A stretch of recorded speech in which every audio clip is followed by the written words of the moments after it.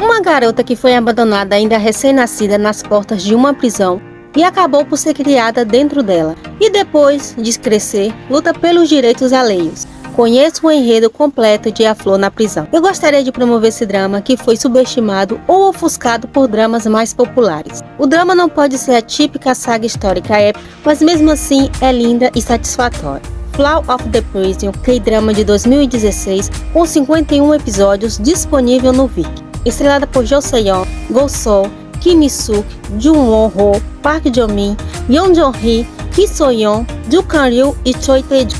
A série foi o drama de projeto especial da MBC para comemorar o 55º aniversário da fundação da rede. Ambientada durante a dinastia Joseon, a história principal se concentra em nossa protagonista feminina, Ok Neon, interpretada por Jin Se-yeon, uma garota talentosa, nascida e criada na prisão Jeonso, e sua jornada.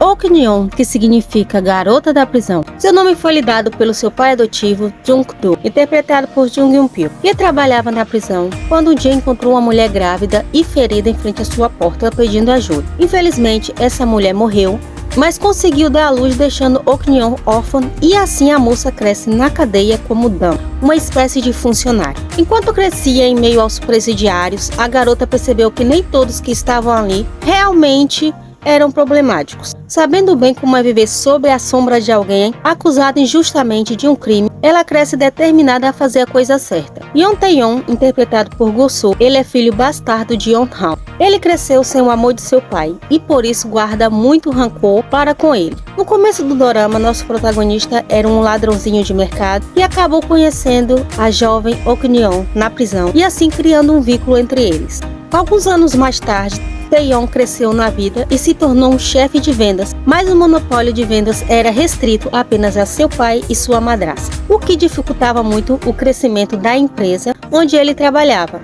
Para derrubar esse monopólio, ele se alia a Ok Neon.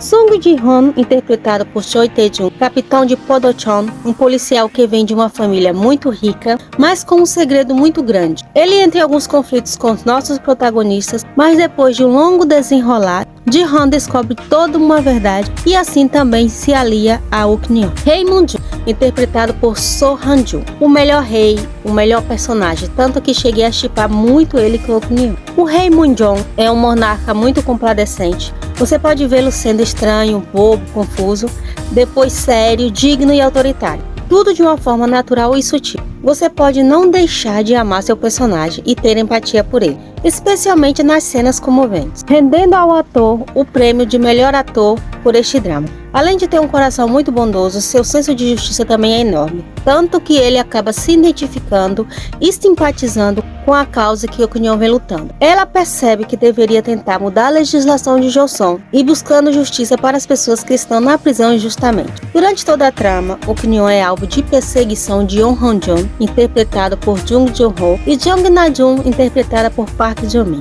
Um casal de poderosos que exercem seu poder sobre os pobres e mais fracos. Yeon Han é o pai de Yeon Tae e o homem que quer que Ok Neon morra a todo custo. Ele é irmão mais novo da rainha-mãe Moon-jong, ligação que facilita o poder que ele pode exercer sobre as outras pessoas. Won Han é um homem totalmente manipulador que deseja ter Joseon em suas mãos, mas ele não está sozinho, pois a ambição de sua esposa ainda é maior do que a dele. Afinal, ela consegue manipular a todos à sua volta. Park Tae-soo, interpretado por Jung Han-ryun, um ex-agente secreto que foi condenado erroneamente. Tae-soo acaba ensinando várias outras coisas para Ok Neon, desde artes marciais até mesmo outros idiomas. Mérito especial para Jung Da-bin, a atriz mirim que deu vida a Ok Neon mais jovem, e ela não ficou atrás de So-yeon não, gente, de jeito nenhum. A garota conseguiu pegar a essência do personagem muito bem e claramente deu um show de atuação. Este é um tipo de drama sagu histórico e Makjang, melodrama. Então você não pode comparar sua narrativa e ritmo com a minissérie de 16 a 20 episódios.